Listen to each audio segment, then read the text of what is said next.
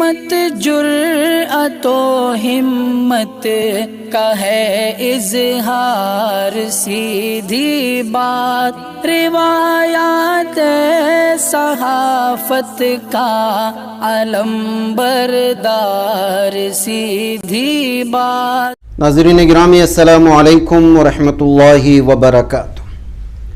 सीधी बात के रूबरू प्रोग्राम में आप लोगों का इस्तकबाल है। नाज़रीन गिरामी, जैसा कि आप अहबाब जानते हैं, सीधी बात के इस खुसूसी प्रोग्राम में हम कोशिश करते हैं आपसे कुछ ऐसी शख्सियात से रूबरू कराने की और उनके पास मौजूद कुछ मालूमात हासिल करने की। शोबाजात में वो जो है माहिर होते हैं, वो चाहे सियासी शोबा हो, समाजी शोबा हो, तालीमी शोबा हो। इस वक्त हमारे स्टूडियो में एक अहम तरीन सियासी और फिर ताजिराना एतबार से इंटरनेशनल सतह की एक शख्सियत मौजूद हैं, जनाब ज़फ़रुल्लाह खान साहब। JDS के इस वक्त के कौमी जनरल सेक्रेटरी हैं और मुख्तलिफ़ ओहदों पर फाइज होते हुए मुल्क में और बैरून मुल्क में उनकी तिजारत बेहतरीन अंदाज में चलते हैं और एक कामयाब ताजिर माने जाते हैं। इस वक्त फ़िलहाल हम कर्नाटक में, चूँकि असम्बली इंतखाबात की आमद है और हज़रत की आमद भी हुई है बेंगलुरु को दुबई से, समझने की कोशिश करेंगे कि क्या सूरत हाल है कर्नाटक में और क्या होना चाहिए, पार्टी के अंदरूनी मामलात क्या हैं, बैरूनी मामलात क्या हैं, कर्नाटक के मुसलमानों को किस जानिब जाना चाहिए, वगैरह वगैरह। मैं तमहीद में जाऊंगा नहीं, तफसीलात तो बहुत हैं हज़रत के सिलसिले में, लेकिन आपसे पहला सवाल यही करूंगा, बल्कि पहले आपका इस्तकबाल करूंगा। वैसे आपका इदारा आप कई दफ़ा आ चुके हैं। अस्सलाम वालेकुम रहमतुल्लाहि व बरकातुहू। क्या हालात हैं कर्नाटक में इस वक्त? अभी आज कल ऐसी ही डेट आने वाली है, आपकी पार्टी की तैयारियां मुकम्मल हुई हैं या कुछ? देखिए क्या है, जैसे कि हमारे पार्टी के जो जिम्मेदार श्रीमान कुमार स्वामी जी अपना रथ यात्रा लेके, यानी उनका पंचतंत्र प्रोग्राम जो लेके हर शहर, हर खरिया, हर घर तक पहुंचने की कोशिश की जा रही है। जी। बहरहाल मकसद यही रखा गया है कि हमने 2 बार दोनों जमातों से, मतलब सीधी बात में बैठे हैं तो बात तो सीधी होना चाहिए।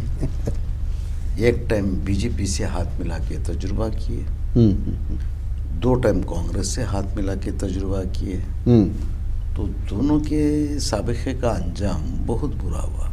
अच्छा।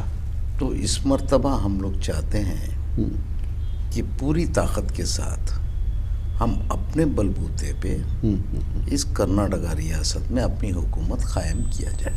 अच्छा। सोच, ख्वाब, सपना, भले कहने के लिए आप कुछ भी कह सकते हैं, लेकिन बुरी बात तो नहीं है। नहीं। उसके साथ साथ कोशिश भी जारी है ताकि हम लोग उस सतह पे पहुँचे और हमारी हुकूमत कर्नाटका रियासत में खुद अपने ताकत पे, अपने बलबूते पे बना सके। अच्छा। उसकी कोशिश तो जारी है। और दूसरी बात, हमारे जनाब CM इब्राहिम सदर रियासत बनाए हमारी पार्टी, किस्म से एक मैसेज है ये हम कौम के लिए कि इस कौम को एक बड़ा ओहदा दिया जा सकता है और बड़ी जिम्मेदारी दी जा सकती है।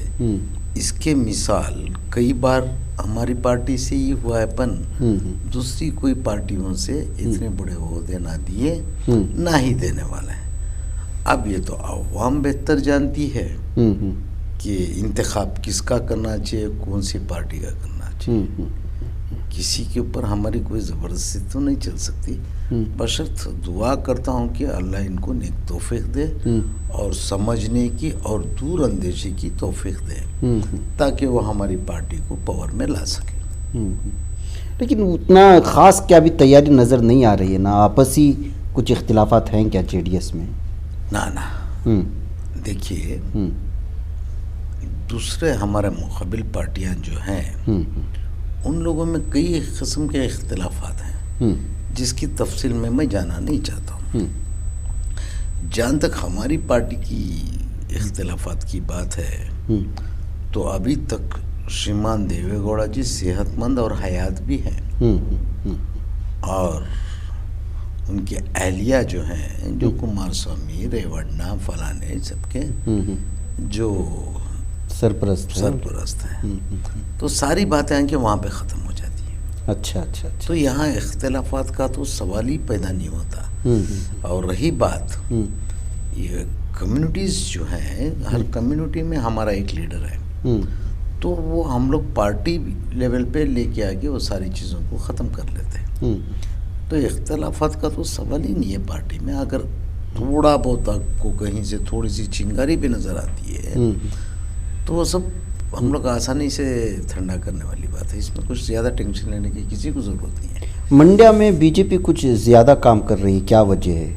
आपका बेल्ट है इस वजह से? मंड्या मेरा बेल्ट है भाई कहने से हाँ, मेरा पैदाइश मंड्या में भी मैंने मंड्या की सियासत को एक रुख दिया। जो कुछ कम्युनल फोर्सेस थे, कुछ ऐसे लोग थे, उन लोगों से एक ज़िंदगी की लड़ाई लड़ना पड़ा मुझे। सियासत का एक प्लेटफॉर्म तैयार करना पड़ा मुझे और वहाँ पे सेकेंड लाइन लीडरशिप हम कौम की तैयार करना पड़ा। इसके लिए मैंने मेरी ज़िंदगी के कम से कम 30-40 साल लगा दिया। अच्छा। हाँ। 40 साल की लड़ाई लड़ी है मैंने उस ज़िले मंड्या के लिए। तो आज वो 2-4 आ रहे, पता नहीं कौन है, सीटी पीटी पुंगी मुझे नहीं पता है कौन है, वो जो भी होएगा वो आज आके फिर खबर यानी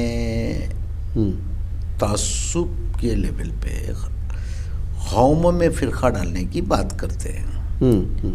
अपने आप को कुछ गौड़ा का नाम से वो लोग अपने आप को प्रोजेक्ट कर रहे हैं। अच्छा।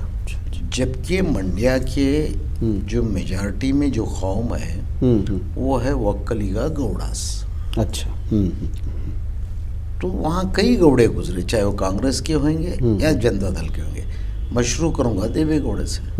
देवेगौड़ा हो, चाहे माधे गौड़ा हो, चाहे शिवनंजी गौड़ा हो, चाहे शंकरे गौड़ा हो, ऐसे जेमेज बुरे गौड़ा है, चौड़े गौड़ा है, ये लोगों ने सब ना जाने क्या क्या कितने भवन बनाए, क्या क्या किए मंड्या डिस्ट्रिक्ट के लिए, कितनी मंदिरें बनाए, बहुत कुछ किए हैं। आज ये जो बीजेपी के आके जो बोलते हैं, मैं उनसे ओपन आपके चैनल से ओपन चैलेंज करता हूँ, कोई एक मैकालाल बीजेपी के लीडर का नाम तो बताओ जिसने तुम्हारी एक मंदिर बनाई हो शहर पूरे जिले के अंदर।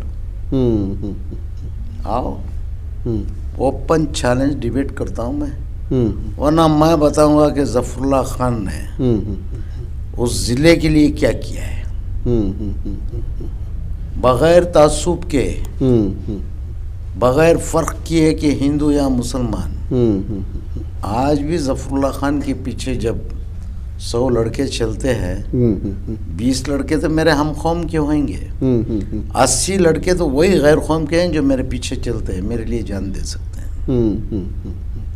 तो आज ये लोग आके कोशिश तो कर रहे हैं, जबकि हमारे माननीय प्रधान क्या गृह मंत्री साहब अमित शाह की ज़बान में मेरे ज़िले का नाम मंड्या का नाम आ रहा है और वो मंड्या मंड्या कह रहे हैं। तो मैं जो कल तक मेरे मंड्या को कुछ नहीं समझता था, आज समझ गया कि मंड्या में कुछ ख़ास अहमियत है। जी जी जी जी। लेकिन ये गौड़ा जमात जो है, वक्कलगा जो है, ये लोग शूद्र में जमा होते हैं। अच्छा। तो शूद्र मतलब एक छोटी जाति में गिने जाते हैं। जी जी जी। लेकिन ये मेंटालिटी इनकी सेक्युलर मेंटालिटी है। वो लोग हर किसी से मिलजुल के रहना चाहते हैं। सही बात, सही। और वहाँ मंड्या ज़िले के जितने भी मुसलमान जो कारोबार करते हैं, अगर उनके बैल में नाल बांधना हो तो मुसलमान, उनकी एक मोटर रिपेयर करना हो तो मुसलमान, एक ट्रैक्टर रिपेयर करना हो तो मुसलमान, एक पंचर डालना हो तो मुसलमान, एक दर्जी की सिलाई करना हो तो मुसलमान। ऐसे कई गुड़ के व्यापार में, चावल के व्यापार में, दूसरे तीसरे लकड़ी के व्यापार, कई ऐसे व्यापार हैं जो मुसलमानों से जुड़े हुए। सही बात। तो वहाँ हम लोगों की भाईबंदी अच्छी है। तो वो लोग इस वक्त आके वहाँ पे जात वाला फसाद पैदा करना चाह रहे हैं। अभी बाकी है। सही बात है।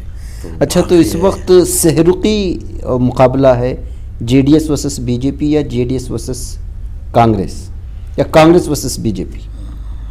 वक्त से पहले ये बात नहीं की है, लेकिन एक बात है, जेडीएस वर्सेस ही जो भी होएगा वो होएगा। अच्छा, जेडीएस मैदान में रहेगा? जेडीएस मैदान में सबसे आगे रहेगा। अच्छा। अब उसके पीछे कौन रहेगा वो वक्त बताएगा, लेकिन जेडीएस आगे रहेगा ये यकीन वहाँ के लोगों के ऊपर अल्लाह की ज़ात पे भरोसा है कि अब तक जेडीएस आगे था, आगे है और आगे रहेगा। लेकिन उसके पीछे कौन रहेगा उसका अंदाज़ा मैं नहीं लगा सकता, क्योंकि उनकी ताकत मैं उनकी पार्टी में नहीं हूँ। अच्छा, ये मुझे बताइए कि ये जो मुस्लिम लीडरान इस वक्त दो सोच पनप रही है। एक ये कि मुस्लिम लीडरान को मैदान में उतार करके अपनी सियासत बनाई जाए। कर्नाटक में क्या इस वक्त ऐसा माहौल है कि जो है हम लोग जहाँ मुस्लिम अक्सरियती इलाका ही मान के चलते हैं, वहाँ मुस्लिम लीडरान को अगर कोई इंडिपेंडेंट खड़े या जो भी एक नई पार्टियाँ या पुरानी पार्टियाँ हैं, वो जब आप देख रहे होंगे 2-3 दिन से बाकायदा फहरिस्त भी सामने आ रही है, आप क्या कहते हैं इस सिलसिले में? फिर आप घूम फिरा के वहीं पे आ गए जो बात मैं पहले से कहते आ रहा हूँ। उलमा इकराम को आना चाहिए इसमें, जब भी जाके पॉसिबल है।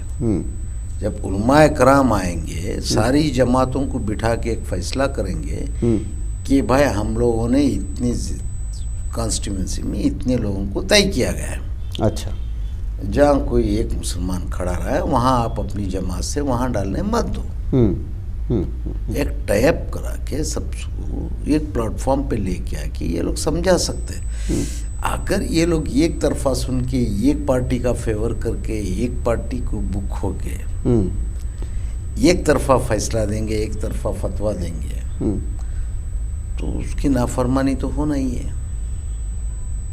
हालात को सर्वे करना चाहिए, सारे जमातों को बिठा के एक फैसले पे लाना चाहिए, तो कुछ जीत के आने में कोई शक नहीं है। एक ही तरफा वोट करें। अच्छा। बशर्त एक तरफा ये साबित कर दे कि हाँ मुसलमान की वोट में दम है। ये काम अगर कोई कर सकता है, अभी देखिए मिसाल के तौर पे मैं कहूँगा मेरी पार्टी ही सही, मैं ही सही, हम ही नेक हैं, क्या आप यकीन करेंगे? जी नहीं। आगे वाले ये कहेंगे कि हम सही है, हम 1947 से खिदमतगार हैं, आपको फना करने में हमारा ही किरदार है, क्या मैं यकीन करूँगा? नहीं। तो अब मैं फिरा के मैं अपना बोलूँगा, आप अपना बोलेंगे, इस बहस के कोई माने नहीं है। तो इसमें कोई ना कोई एक मुंसिफ का होना ज़रूरी है। वो मुंसिफ का किरदार अगर कोई निभा सकता है तो हमारे उलमा इकराम निभा सकते हैं। तो उनको आगे आना चाहिए, उनको एक बार हिम्मत करना चाहिए। ये लोग पहले से सियासत को थू छी जहन्नुम के रास्ते हैं, तो मैं समझता हूँ कि इस्लाम को पूरी तरह समझते ही नहीं है। लेकिन उलमा की बात भी आजकल नहीं मानी जाती ना। अगर कोई कुछ फैसला लेता है तो बोलते हैं कि वो आलिम फलां पार्टी को बिक गया है, अगर आप इसमें लेते तो कहते हैं कि आलिम फलां पार्टी को बिक गया है। अगर आपका किरदार अगर ऐसा है तो आप अपना रोल सही से निभाएं। जब आप एक तरफा पार्टी के साथ बैठ के आप फैसला देंगे तो कोई और नहीं, मैं खुद ही तोहमत लगाऊंगा, कितने लिए हजरत, कितने में बुक हुए हजरत, मैं खुद भी पूछूंगा। अगर आप मुझे भी बिठा के बात कर रहे हैं, उनको भी बिठा के बात कर रहे हैं, तो मैं ये इल्ज़ाम कैसे लगा सकता हूँ आप पे, क्योंकि मैं खुद मौजूद हूँ। बात को आप समझें। आप एक तरफा सुन के जब फैसले देते हैं तो ये इल्ज़ाम तो आएगा ही, झेलना पड़ेगा। मतलब आपका ये है, आप ये कहना चाह रहे हैं कि उलमा इकराम की एक ऐसी तंजीम बने जो तंजीम इस इलेक्शन पर नज़र रखे। और दूसरी बात, ये लोग मुख्तलिफ पार्टियों को ना कि सिर्फ उलमा इकराम के साथ में कौम से जो दर्द रखते हैं ऐसे कई ताजिर भी हैं। और कौम की खिदमत करने का जज्बा रखने वाले कई मुखलिस हजरात हैं।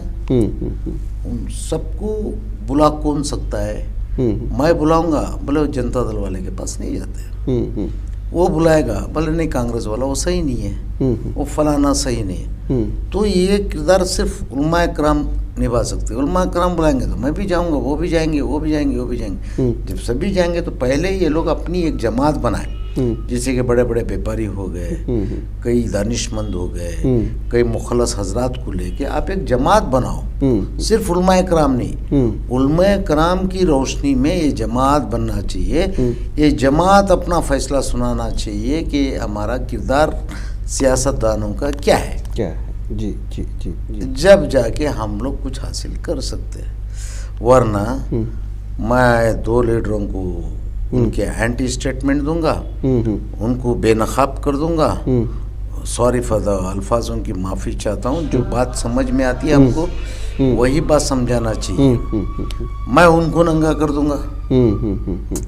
माना कि वो लोग मुझे नंगा नहीं कर सकते, लेकिन मेरा कोट तो फाड़ सकते हैं। ठीक है ना? गुंडागर्दी पे आके मेरा कोट तो फाड़ेंगे, मुझे मालूम है। आखिर क्या हुआ? वो नंगे है, मैं आज नंगा। कौम किससे उम्मीद रखे आखिर? जी जी जी। मेरे बोलने का वो मतलब, इसके लिए मैं खामोश भी हूँ, कुछ चीज़ों को बर्दाश्त भी कर रहा हूँ ताकि मैं मेरी कौम को नंगा ना कर सकूँ, ना करूँ। वो इस खामोशी से कभी कभी ख्याल ये भी आता है कि कहीं मैं कौम के साथ बेइंसाफी तो नहीं कर रहा हूँ। ज़मीर साहब, रात को सोना होता है ना, तो हमसे पूछो कि हमारे दिल पे क्या गुजरती है। जब कौम के बारे में सोचोगे ना, रातों को नींद नहीं आती है। सही बात, सही। सोचता हूँ, सवाल करता हूँ अपने आप से कि ज़फ़रुल्लाह खान तू कितने लम्हा और ज़िंदा रहेगा, और तू क्या कर रहा है और तुझे क्या करना चाहिए, ये मेरा ज़मीर मुझसे सवाल करता है। नींद नहीं आती है साहब। करूँ तो क्या करूँ? ये दर्द ऐसा है जो ना बांटा जा सकता, ना खुद सहा जा सकता। सही बात, सही बात। तो जो कहीं भी खड़ा है उंगली तो उठा सकता है हम पे। हाँ, ये तो देखो कि इसमें हमारी खुदगर्जी क्या है। जी जी। इस उम्र में क्या करना है मुझे? दौलत, पावर किसके लिए चाहिए? अगर चाहिए तो कौम के लिए चाहिए।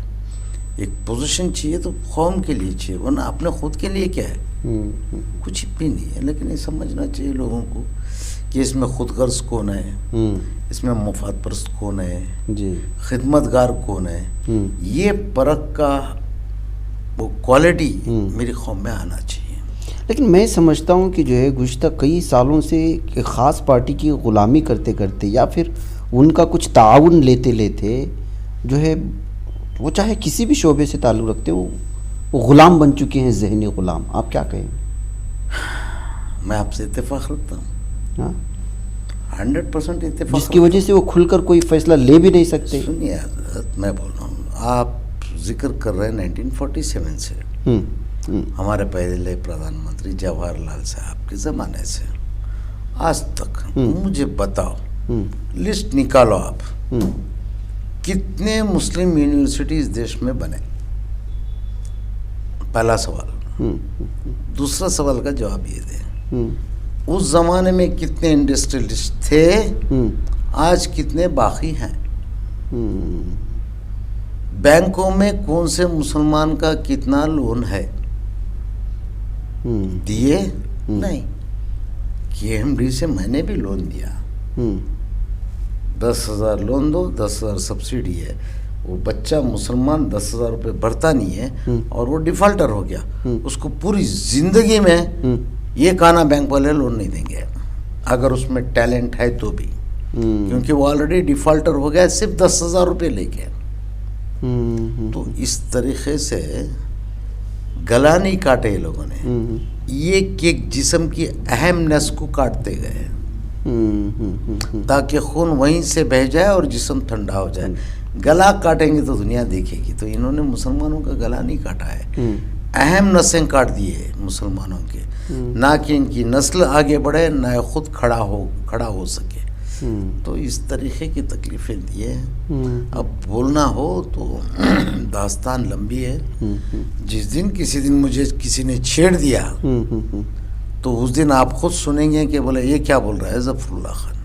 बोलूँगा इंशाअल्लाह ताला। तो नाज़रीन गिरामी, ये हमारे जनाब ज़फ़रुल्लाह खान साहब थे जो कर्नाटक के इस इलेक्शंस में हम लोगों को क्या फ़ैसला लेना चाहिए सोच समझ के उस पर जो है गुफ्तगू कर रहे थे। एक और टॉपिक है जनाब से बात करने की, इंशाल्लाह मैं उस पर भी, चूँकि वो इंटरनेशनल सतह पर भी बहुत सारी चीज़ों पर गौर रखते हैं, इंशाल्लाह फिर हज़रत को तकलीफ़ देंगे। हमें यहाँ पर इजाज़त दें। अस्सलामु अलैकुम रहमतुल्लाहि व बरकातुहू। ही बच पाता है कोई सहाफ़ी की निगाहों से, मिलाता है ये लोगों को मोहब्बत की पनाहों से। करम और दर्द मंदी का है एक संसार, सीधी बात। अज़ीमत जुर्अतो हिम्मत का है इज़हार, सीधी बात। अज़ीमत जुर्अतो हिम्मत का है इज़हार, सीधी बात। ये चैनल हक निगर बनकर कुचल देता है फितनों को।